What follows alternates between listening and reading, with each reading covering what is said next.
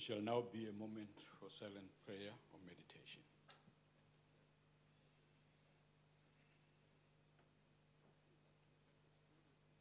Thank you. Please be seated.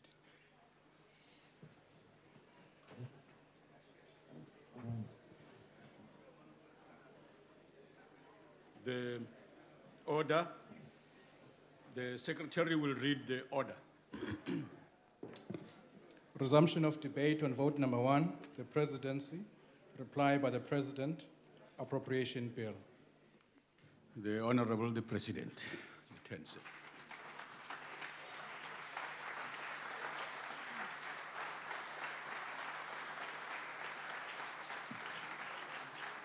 Thank you.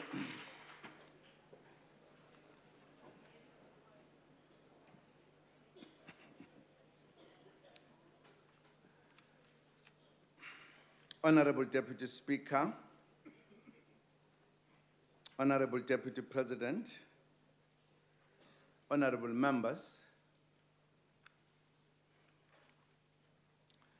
thank you, Deputy Speaker, for the opportunity to respond to the vibrant debate on the Presidency budget vote which took place yesterday. You were kept very busy.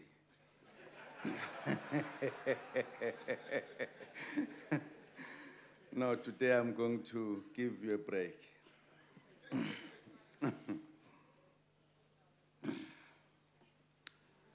I would like to touch on a few points raised by honorable members yesterday. With regard to BRICS Bank, the Honorable Lekota asked where South Africa would obtain the money to pay our contribution to the capitalization of BRICS Development Bank. The capital contributions to the new development bank will come from the fiscus.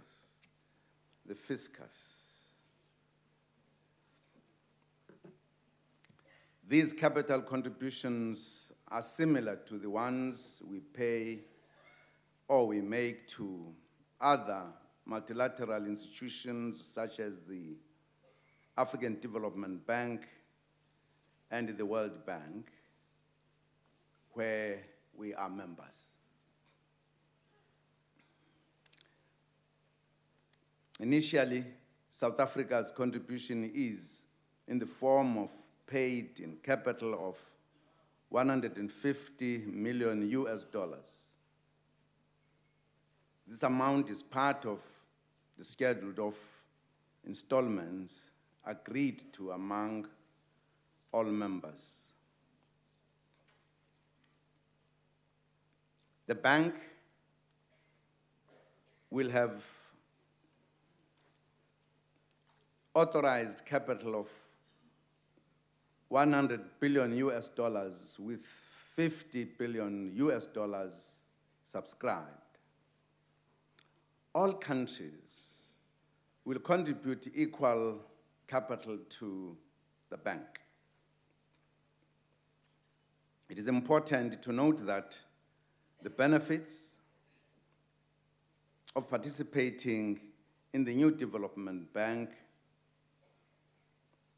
by far outweigh the costs of establishing the bank itself. The bank will complement existing sources of financing to cater for the ever-increasing development needs in areas of energy, rail, and road, and other economic infrastructure.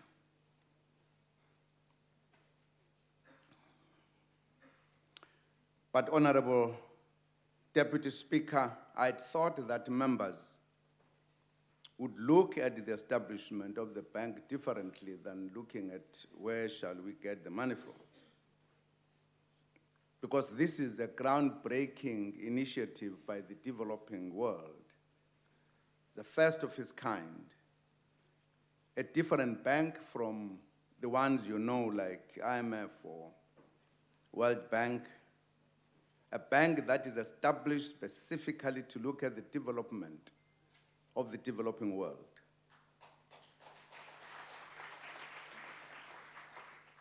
A bank that will have different way of doing things. You know that in the banks that we have, that are big, if you ask for help, you end up in more difficulties. That has been the history of the countries, particularly developing countries. I would have thought that we would have seen this as part of the developing countries beginning to stand on their own and do their own things, to finance their own operations rather than to depend on the banks that have existed for a long time. And I had thought that our political maturity would have said, yes, at last, we are now standing on our own.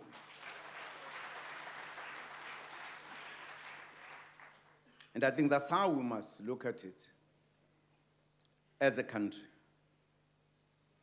All heads of states in the African continent are excited by this, who have an experience of the dealings with the banks that have existed up to now.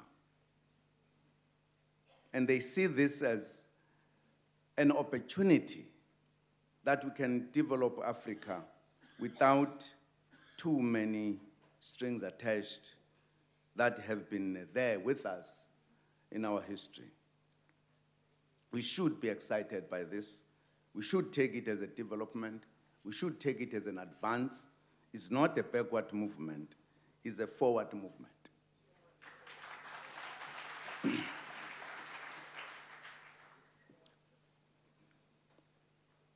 With regard to Siloam Hospital, Honorable Malema said we had misled the people of Vembe that we would build a hospital and that the promise of water to the people of Kiani had also not materialized.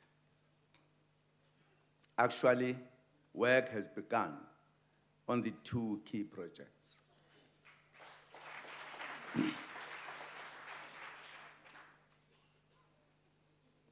The development of Siloam Hospital in Vembe is being implemented in two stages, namely new staff housing and a 350-bed new district hospital.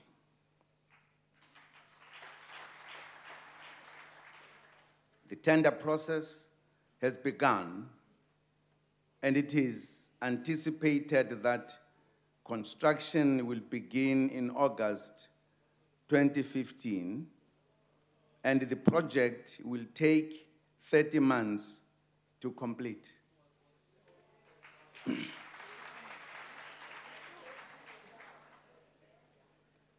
estimated cost is 750 million rand.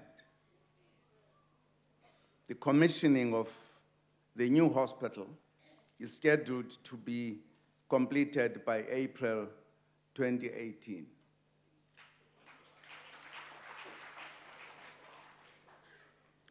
Tenders for the building of the staff housing units closed on 11 July 2014. The estimated cost of construction is 140 million rand. So the work has started.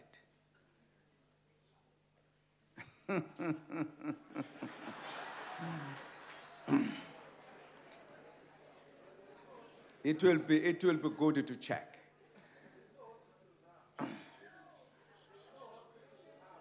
Now, I'm helping you that the work has started.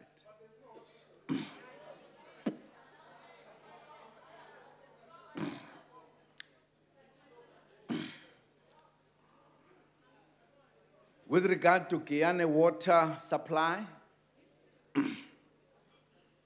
Guyana town in Limpopo is water stressed as a result of lack of proper maintenance of the infrastructures, including boreholes, reticulation, pipeline, stand pipes, water treatments, work, and booster pump stations. The Mopani District Municipality is refurbishing the Guyana Water Works at a cost of 20 million rand. Work is expected to be completed by September 2014.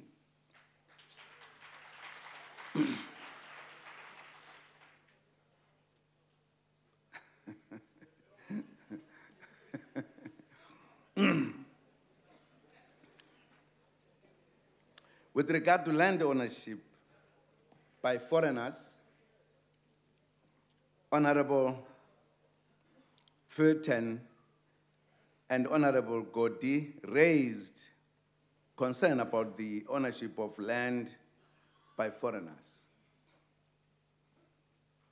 The Green Paper on Land Reform sets out a new land tenure system, namely a 4-tier system of which foreign land ownership is the 3rd tier. In this regard, government proposes no ownership of land by foreign nationals as a principle.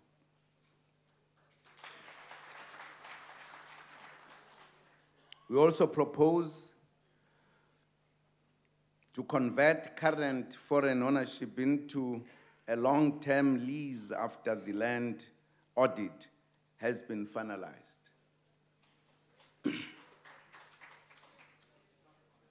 To give effect to these proposals, the Department of Rural Development and Land Reform is currently drafting the Regulation of Land Holdings Bill, which seeks, amongst other things, to regulate land ownership by foreigners.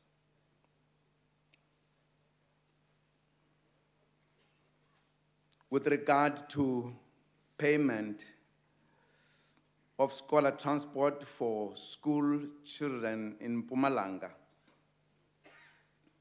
Honorable Fultane alleged that government had not paid a bill of 400 million rand to the Mpumalanga Scholar Transport Organization, leading to children walking 10 kilometers to school.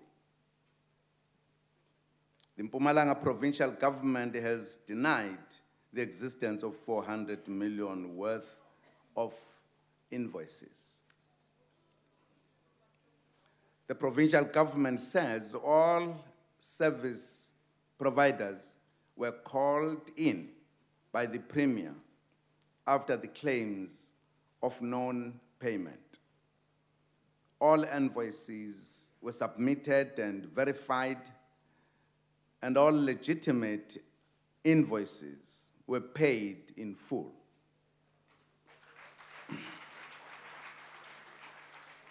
It appears that 1 out of the 111 constructors had not paid his subcontractors. That was the only problem.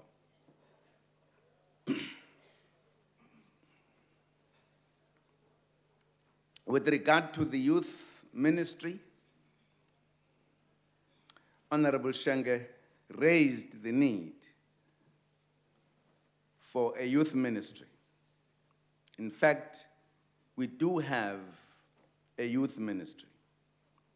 As indicated, the youth development function falls within the portfolio of the minister in the presidency responsible for planning, monitoring, and evaluation, assisted by the deputy minister in the presidency responsible for planning, monitoring, and evaluation.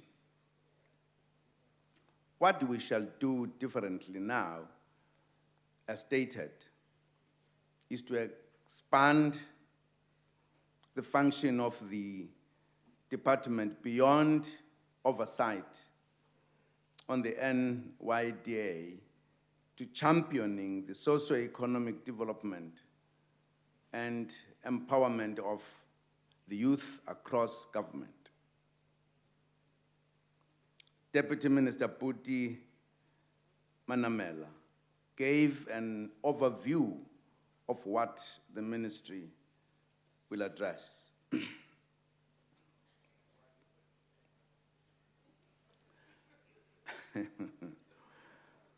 Members of the House will be able to engage from time to time on these issues in this House.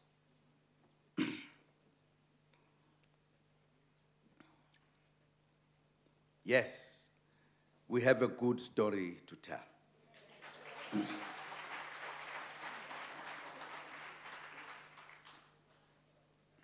The Deputy President, ministers and deputy ministers outlined eloquently all the indisputable achievements of the ANC government.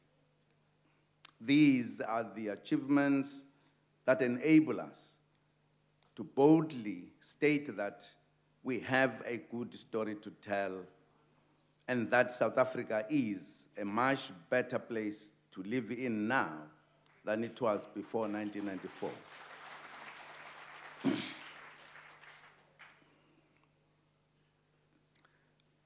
Honorable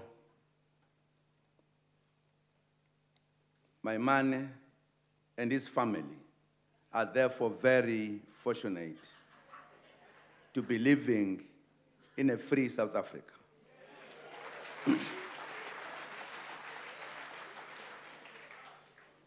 A freedom that was attained through the blood, sweat, and tears of many selfless freedom fighters. In a liberation struggle that was led by the ANC.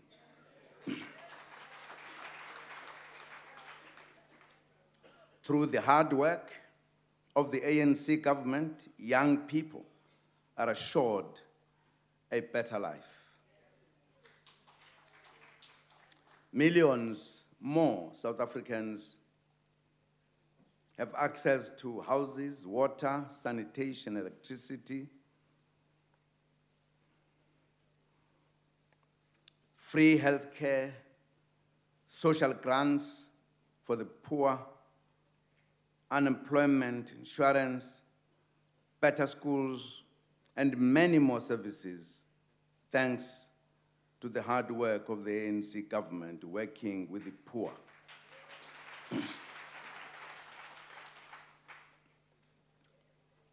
Minister Patel shared with this House the statistics indicating that even the Western Cape was better managed under the ANC government.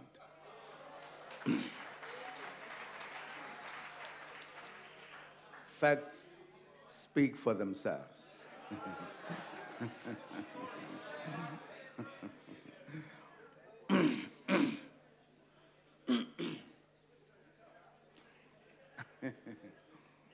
Honorable Mr. Maimane and his family are better off in South Africa today because the ANC is running this country.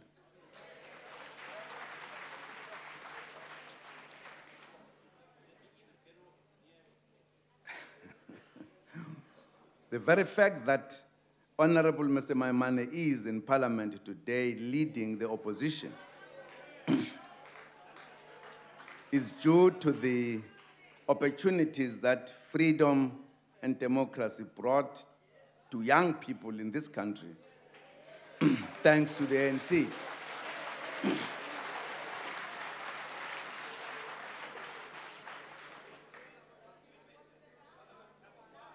So, Honorable Mr. Maimane, enjoy the freedom brought to you by ANC with our full compliments.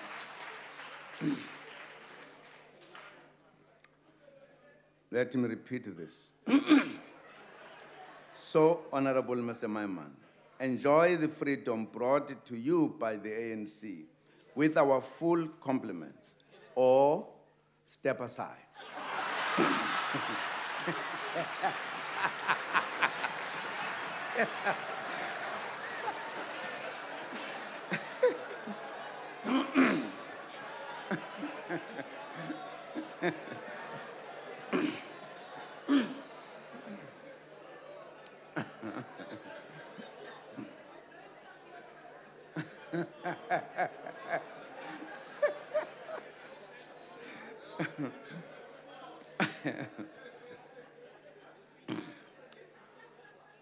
With regard to the Israeli-Palestinian conflict, I'm pleased that as parties, we agree in the main on the Israeli-Palestinian question, that the violence must end and that there can be no military solution except negotiations.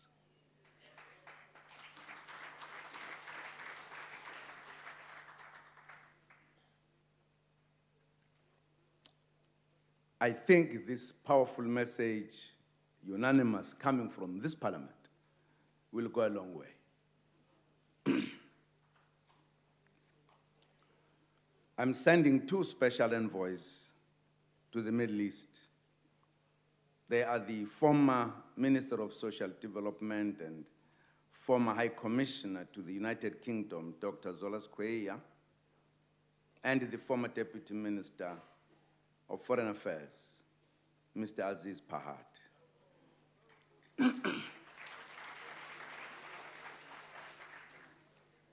We are concerned about the plight of women and children in Palestine. In this regard, South Africa will make a financial contribution of $1 million towards humanitarian assistance.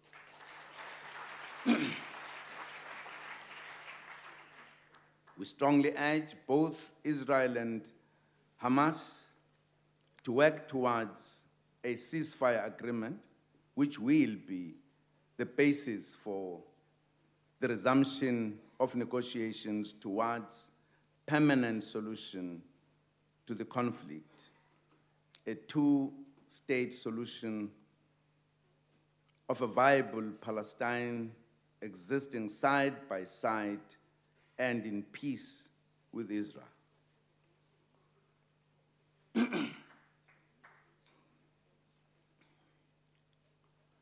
With regard to the building the soul of the nation, I spoke about the need to build the soul and identity of our nation. That task should not be taken lightly.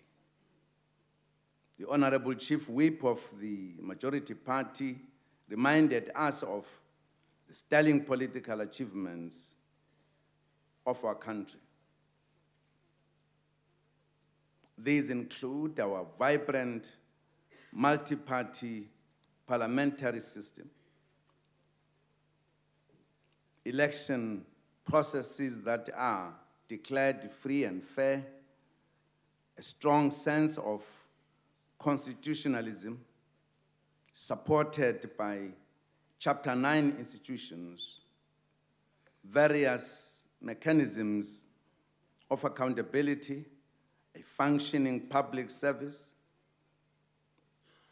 and platforms where the public participate in government.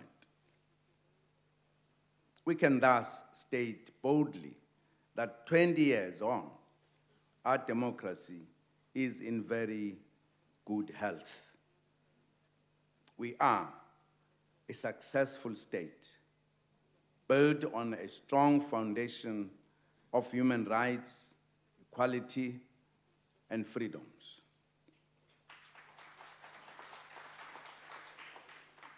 Moving further, we should now work on building the fiber of our nation.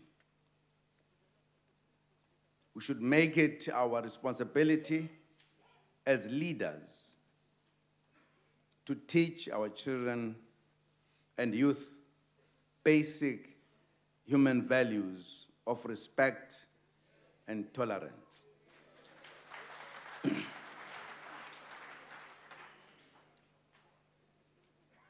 We also need to cultivate basic values of community service, selflessness, hard work, integrity, and ethics as part of our nation-building programs. This is not the task of government alone. It is the responsibility of every leader in our country, in whatever field. When our children are asked to recite the preamble to the Constitution and fly the national flag, it is part of building a new citizen who will understand the history of this country, where we come from, and where we are going as a nation.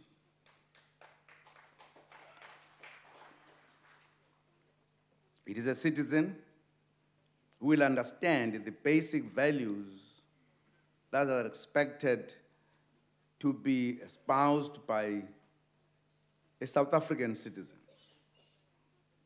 That is what building a new nation and a new national identity would entail. It is an important investment in the future of our country.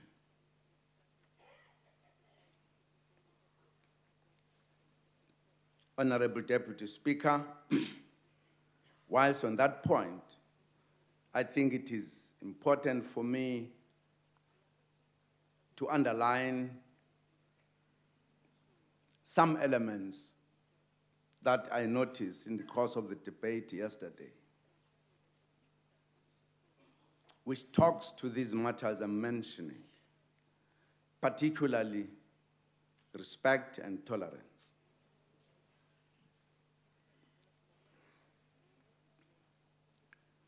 It is important that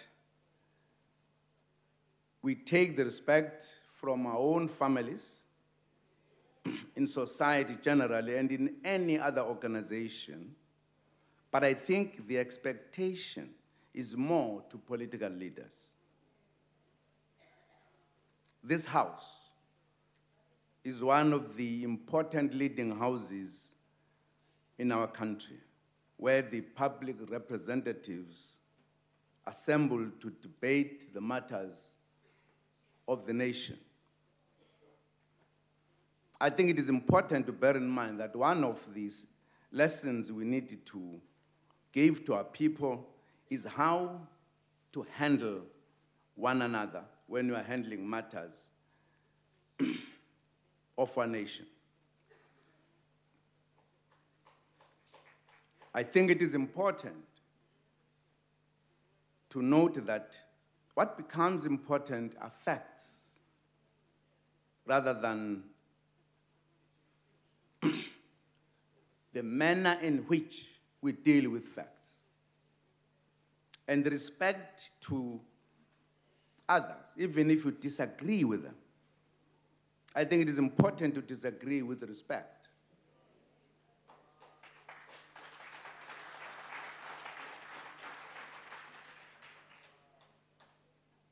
But it is also important in exercising our democracy to respect our own rules so that we can teach people we lead as lawmakers that the laws that we make here need to be respected by the nation.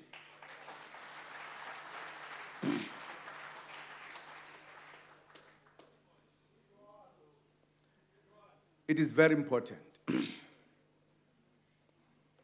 I'm underlining this because, Honorable Deputy Speaker, I thought that yesterday we were rather almost going beyond the line in terms of what is expected of us by the people who elected us here.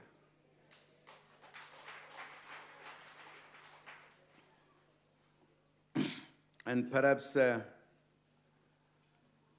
as one of the leaders here, but also as one of the elders.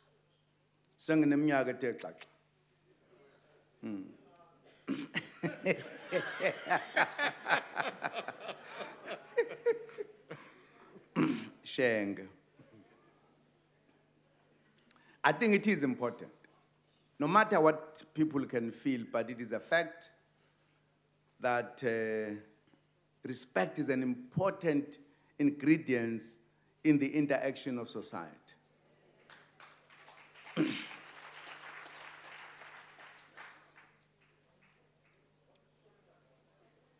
I'm talking about respect,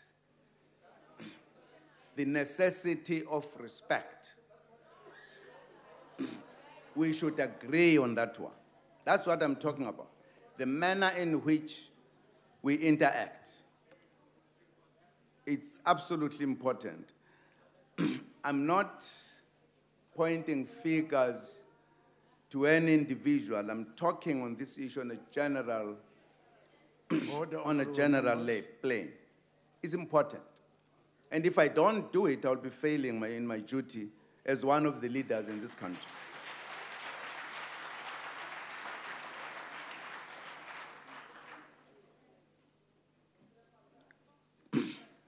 It's always, that's why I started by saying it's always to deal with facts.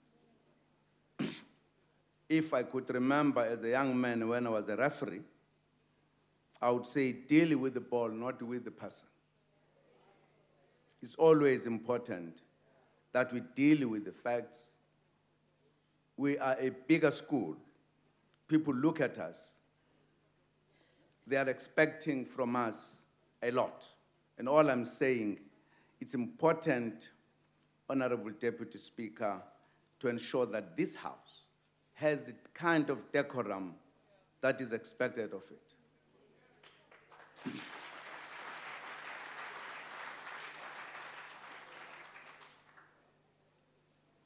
Even if you are in a village, if you enter the house of the elders, it's different than when you enter the house of the young people.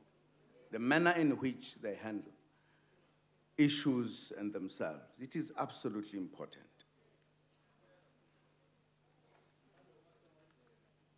At times, people could miss important contributions because they are clouded by the manner in which we handle the issues. My understanding is that even if we are in oppositions, we want to persuade your opposition to agree with your point. We want perhaps to prove that they are wrong, you are right. They want to prove that you are wrong, they are right.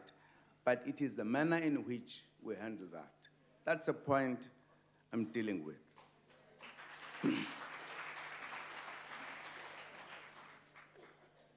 Sifuna ukwakha isizwe esinenhlonipho,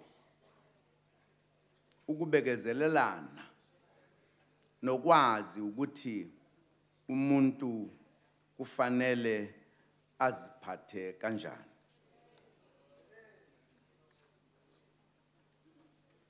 Kufanele amaqembu ezombusazwe akufundise lokhu kumalungu awo ukuze sibambisane ekwakheni isizwe esinesithunzi nesihloniphekileyo.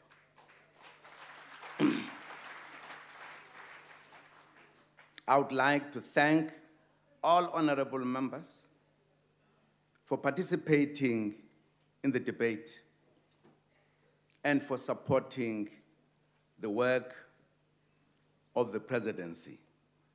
Together, let us move South Africa forward. I thank you.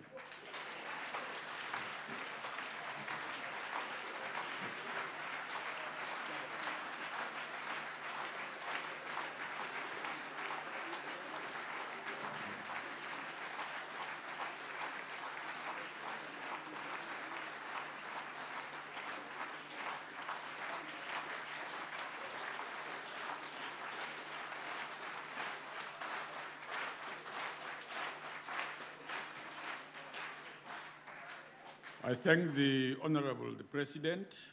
That concludes the debate on this budget vote and the business of the day. The House is adjourned.